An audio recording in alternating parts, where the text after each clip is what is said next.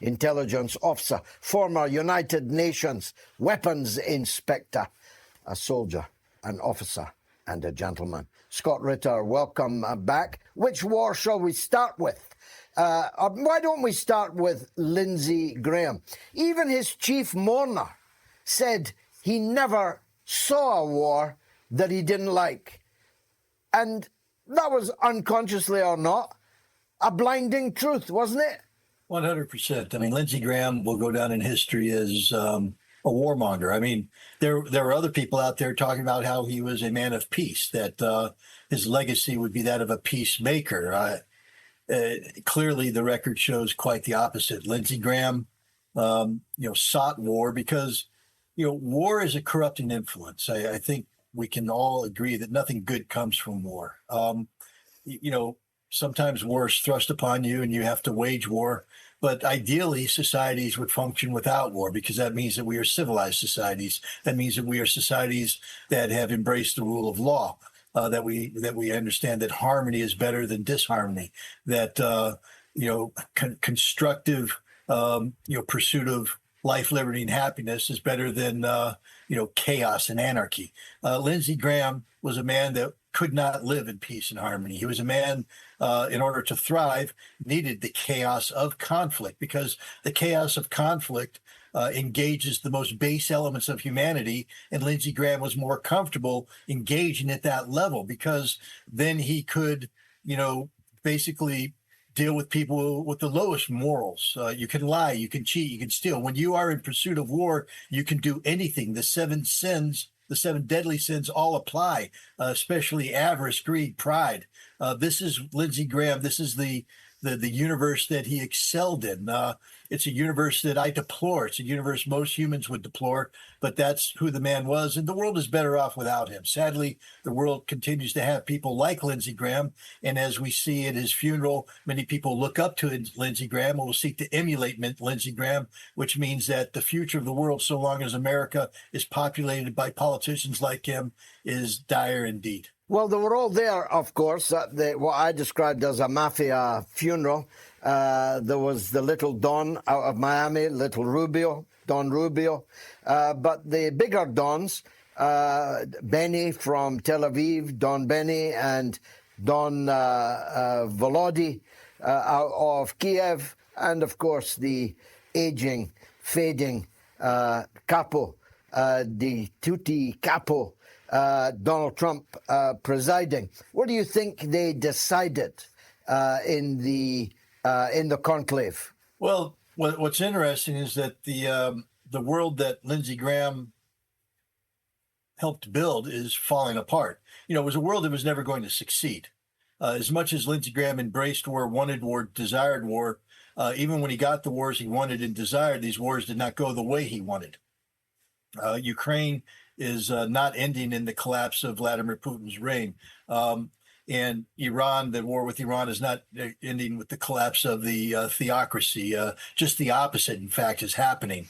And so what we have is a situation now where the Don of Dons, the Donald, is surrounded himself with his two, capos, his made men, Bibi Netanyahu and Volodymyr Zelensky. And notice that Netanyahu and Zelensky aren't talking to one another, because all is not harmonious in the universe of Trump. Trump is losing on all fronts, and the made men who got him into these respective conflicts, are standing there asking for more. And there's not the Don's in a bad place. Zelensky is losing isn't even the right word. He has lost this war a long time ago, but the consequences of his defeat are now, becoming more and more clear. We're looking at the absolute destruction of Ukraine, the termination of Ukraine as a modern nation state. Netanyahu has a different game going on. He is, politically dead in the water. There's an election upcoming in Israel that he's not going to win. The question of what happens to him after that is yet unresolved.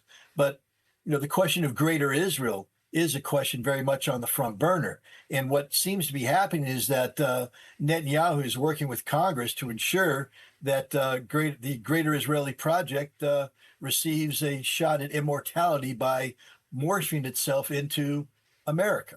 we had the United States Congress actively pursuing legislation which would meld the intelligence services and the defense services of the United States and Israel into a singularity. This means that the United States becomes a de facto extension of the Greater Israeli Project. It's the end of the Constitutional Republic, and long live Greater Israel. And this is what Netanyahu's focused on. He's focused on making sure that Donald Trump doesn't lose sight of the bigger game. The bigger game, of course, not being the security of the United States, but the security of Greater Israel. And so there's two different games being played. The Ukraine theater, let's start, therefore, with that. It's becoming clear to me, it was always clear to you, that actually Ukraine is now existentially challenged. It is already a landlocked country with the basic closure of Odessa as a gateway into the Black Sea. It is now effectively a landlocked country. But the specter of the reunification of the western parts of Ukraine with their actual motherlands is now more and more on the agenda, both in those countries, but also in Ukraine and in Russia. I saw Putin talk about it the other day. Not a lot of people know that Ukraine only exists because the communists created it. Stalin took land from other people and gave it to Ukraine, including Russian land, but Hungarian land, Polish land, Romanian land was all taken and given to a modern Ukrainian state. And now these countries want their territory back. So not only is Ukraine now facing a landlocked future, it's looking at a future where the people of Western Ukraine say, well, if I rejoin Poland, I'm already in the EU, I'm already in NATO, and I'm already in quite a successful modern economic country. Do you see the writing on the wall for Ukraine? I think it was last year that Naryshkin, the head of the Russian intelligence service, the SVR, his press office released a report that said that Naryshkin had overseen a conference where the future of Ukraine was being discussed. And one of the things that the press office talked about was they explored the potential of the partitioning of Ukraine. And I thought it was very notable that the head of the Russian intelligence service was leading a conversation in that regard. But, until the capo di capo in Russia speaks, it's just speculation. To have Vladimir Putin articulate as he did openly exactly what Naryshkin was prophesizing back in last summer is a clear indication that this thought process, at least, is on the front burner of Vladimir Putin's kitchen. This is the end of Ukraine. Decisions have been made. First of all, Russia, a law-abiding nation, had held its hand, stayed its hand for far too long in the Black Sea because it was obligated to allow Ukraine to have a passageway out of Odessa, out of its Black Sea ports to the Bosphorus and onwards for its grain. The whole concept was to allow the free passage. Russia knows that Ukraine had been cheating on this, had been receiving empty ships, had been receiving full ships, full of weaponry, full of supplies, and that the Black Sea had been used as a launch pad to attack Russian shipping and Russian infrastructure. Ukraine was openly bragging about having kicked the Russians out of the Black Sea, a ludicrous claim, but one which they could make because Russia was complying with its obligations. No more. Odessa is closed. The Black Sea ports are closed. The grain deal is off. And Ukraine will be a permanently landlocked nation. Now you combine that, and it's, remember, it's not going to be landlocked because of a Russian blockade. Vladimir Putin has within the last year articulated that Odessa is a Russian city. And when you combine that articulation with the pronouncement of the potential partitioning of Ukraine to include, according to Vladimir Putin and Narishkin, elements of Ukraine going to Romania.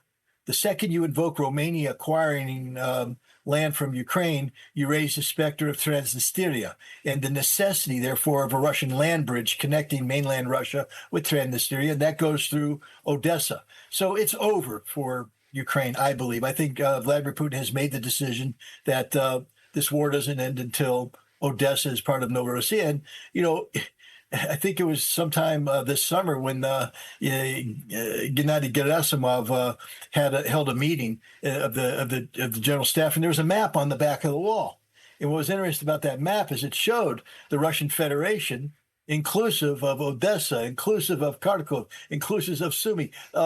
This is the new reality. This is where Russia is going to go because Ukraine and the collective West have thumbed their nose at the prospect of peace. And Russia always said that if you ignore this deal, you'll never get a deal like this again.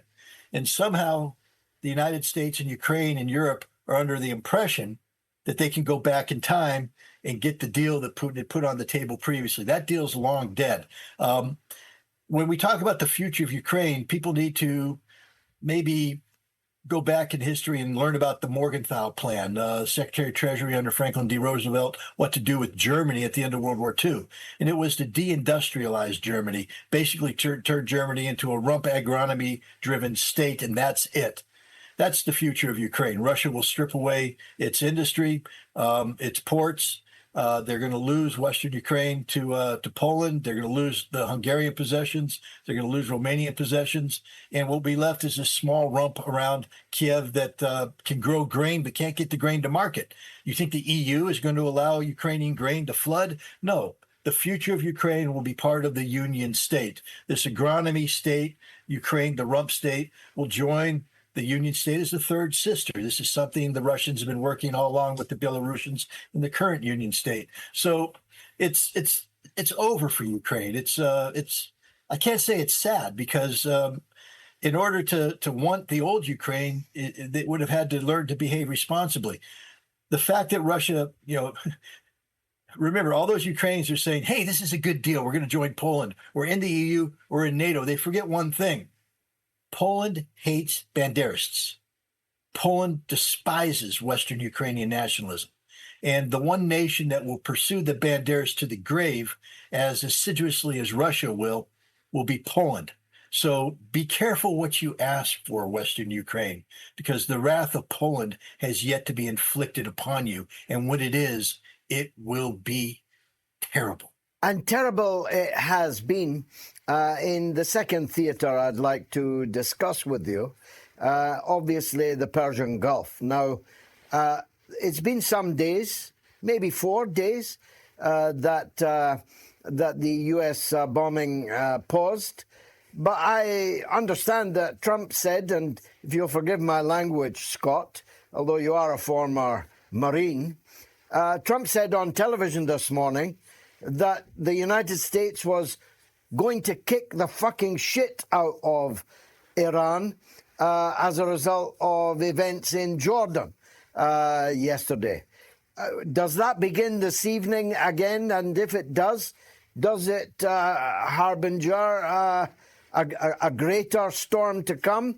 Or is a spasm of violence while other things go on? I mean, I'm a Marine, but I've been cautioned to watch my language. Once I start going down the path of using Marine Corps salty words, I'll never stop. So you tempted me, George, but I'm not going to succumb to the temptation.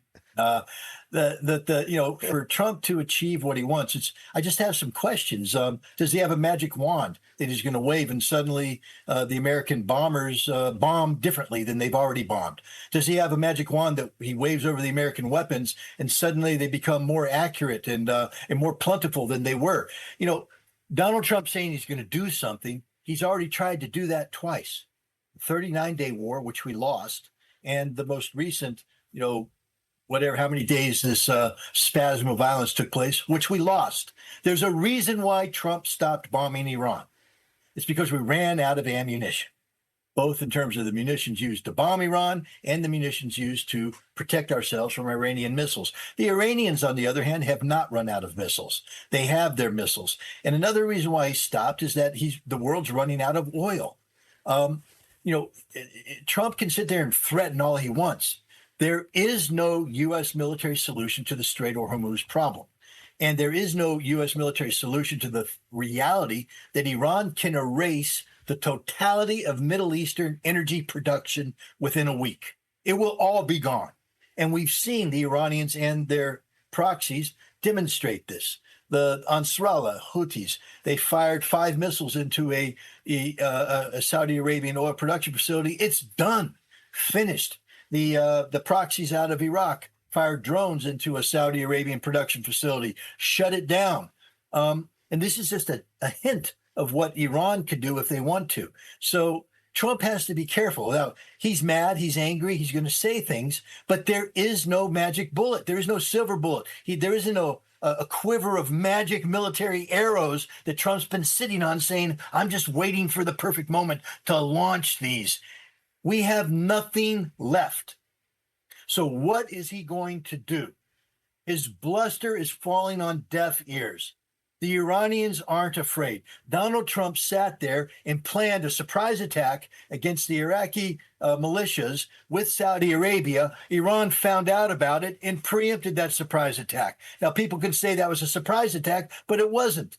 Remember, it was the United States that illegally bombed Iran to begin this war with an act of perfidy. The United States chose war, chose aggression. The United States signed an MOU, which had been invalidated and says is no longer in place. The United States stopped a ceasefire, but Iran says they want a ceasefire, but Iran has never acknowledged this. From the Iranian perspective, the war continues. And if the United States wants more war, if Donald Trump wants to try to kick the whatever out of the Iranians, bring it on, Donnie. You got nothing. And the whole world knows this. And what Trump, I think his frustration comes because it's not just the Iranians that are continuing to thumb their nose at him. Nobody respects the United States anymore. Nobody respects us. Nobody fears us because there's nothing to fear. Do you understand that North Korea now openly mocks us? South Korea and Japan are afraid because we took away the totality of their air defense systems to bring into the Gulf where they don't work, and we've depleted them already. We denied Japan 400 cruise missiles to have a counterstrike capacity. They're now left bare. North Korea, meanwhile, is building ships, building missiles, building everything. They're not afraid of the United States. Russia is in the process of crushing Ukraine. And there's nothing the United States can do to stop it. They're getting ready to pass a sanctions bill in Congress that is literally an act of suicide. You're going to sanction what? Russia? You're going to put secondary sanctions on what? India and China? You're talking about energy. So we're in the midst of a global energy crisis brought on by Trump's stupidity. Iran controls the Strait of Hormuz. The Houthi control Bab el-Mandeb. They squeeze any harder, and the world is screaming like a stuck pig because there is no energy to replace it. The only energy now that can get to market is Russian energy. Russian energy. And the United States honestly thinks it can tell the Indians, stop buying Russian energy or we'll sanction you. I think you're going to get a big yawn out of India. I think you're going to get a big yawn out of China. The United States is literally making itself the single most irrelevant nation in the world. Because when you put so many demands on the world that you make life unlivable, the world will cut you out of their lives. And that's what's going to happen to the United States. These senators are so hate-filled, but why not? It's a bill named after Lindsey Graham, the man who is singularly responsible for the destruction of the American dream. So the best way for Lindsey to go out is to have a bill that's going to destroy the United States economically named after him. It's a funeral pyre rather than a funeral. But what of, finally, Scott, the domestic theatre, the home theatre? It's difficult to see how, and I don't myself wish this. I'm looking for a third force to emerge in United States politics, but that won't happen before November, which is just round the corner. The midterm elections look to me like they're going to be a landslide defeat for the Republicans. Will that begin to change the internal politics in the Congress? Will senators, hitherto ironclad defenders of Trump, begin to find reasons for impeaching him in order to perhaps save their own skin? How do you see the political dynamic now? Well, it's curious because right now we have the Republicans, the Trump administration, invoking the ghost of McCarthy because they're panicked. And so now they're talking about shutting down free speech, calling people information terrorists, and all this in order to control the domestic political scene, to invoke fear, to inspire fear, and so that people will, not vote against them or not oppose them in the upcoming midterms. I think you're right. The midterms are going to be disaster for the Republicans, but and we'll see what happens in the Senate because right now I would say that it's very likely that the House will go Democratic, which means that the next 2 years will be spent impeaching Donald Trump. But as we learned the last time, impeachment is nothing without conviction. It's just a show trial, an act of political, exhibitionism. You need the conviction. And if the Democrats can get enough seats, or you get enough Republicans who are going to, barter conviction for their skins, then it's the end of the Trump legacy. But that doesn't save America. I want to remind people, all the people that are out there saying, oh my God, Trump era McCarthyism and everything. Guys, the book on the suppression of free speech was written by the Democratic Party. It was Joe Biden's FBI that took my passport. It was Joe Biden's FBI that stormed into my house and seized my electronics. It was Joe Biden's FBI that worked at the behest of the Ukrainian government and the Israeli government to suppress all dissent. I am on 3 death lists written by the State Department on behalf of Ukraine. Written by the State Department on behalf of Ukraine, where entities funded by U.S. taxpayer dollars are trying to kill me actively. This was the Democrats that did this. So understand that when the Democrats come rolling back in, and they will be, they're not coming in to defend the constitutional republic. They've already demonstrated they don't give a damn about the constitutional republic. They're coming in to exact revenge, and it will be a period of vengeance that'll be thrust upon America. And we will be terrorized by an FBI now working for the Democratic Party. Now, this may cause a cause and effect swing 2 years later, and the Republicans come storming back. But they won't come back to save the Republic. They'll be coming back to commit acts of vengeance against the Democrats. We're moving into a cycle of political violence. And this only heads in one way, and that is the total destruction of the American Republic. I just saw the movie The Odyssey. Now, a lot of people were saying, don't see it. It's about wokeness and DEI. It wasn't. It was actually one of the best stories about morality one can imagine. And I wrote a long piece about it in my Substack. It's a lesson for us all. We have become our own worst enemies. We have committed sins in the name of that which we have embraced as defining us. What they call Zeus's law in the Odyssey is really the rule of law, the Constitution. And we Americans are violating it over and over and over again. And we have spent the last 10 years eating lotus leaves to try and forget about the sins we have committed. But these sins will come back. They will haunt us. We will never get rid of them until we confront them.